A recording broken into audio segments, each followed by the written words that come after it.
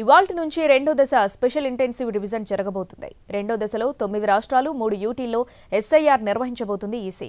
2 నెలల పాటు ఇది కొనసాగుతుంది. 2026 ఫిబ్రవరి 7న తుది ఎన్నికల జాబితా విడుదలవుతుంది. దేశవ్యాప్తంగా ఎన్నికల జాబితాల్లో సవరణలు చేపట్టబోతోంది ఈసీ. రెండో విడతలో 9 రాష్ట్రాలు 3 కేంద్రపాలిత ప్రాంతాల్లో నిర్వహించబోతోంది. వీటిలో పశ్చిమ బెంగాల్, ఉత్తరప్రదేశ్, మధ్యప్రదేశ్ రాష్ట్రాలు ఉన్నాయి. వివిధ రాష్ట్రాల్లోని ఓటర్ల జాబితాను నవీకరించడం, ధృవీకరించడం, అనర్హులైన ఓటర్లను తొలగించడం, నిజమైన ఓటర్లను మాత్రమే జాబితాలో ఉంచడానికి ఎన్నికల కమిషన్ స్పెషల్ ఇంటెన్సివ్ రివిజన్ ప్రక్రియ జరుపుతోంది. ఇవాల్టి నుంచి నవంబర్ 3 వరకు ప్రింటింగ్, ట్రైనింగ్ ఉంటుంది. నవంబర్ 4 నుంచి డిసెంబర్ 4 దాకా house to house enumeration phase నిర్వహిస్తుంది.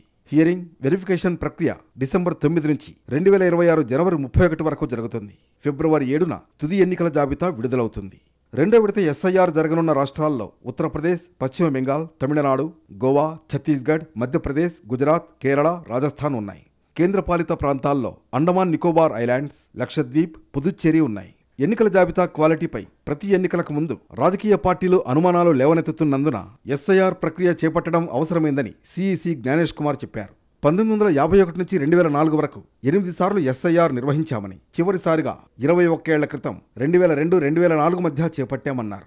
ఈ క్రమంలో ఇటీవల బీహార్లో తొలి విడత ఎస్ఐఆర్ పూర్తి చేశారని తెలిపారు ఆయన. రెండో దశలో 51 కోట్ల మంది ఓటర్లు సర్ కార్యక్రమంలో భాగమవుతారు. అసోంలో ఓటర్ల జాబితా సవరణను విడిగా నిర్వహించబోతోంది ఈసీ.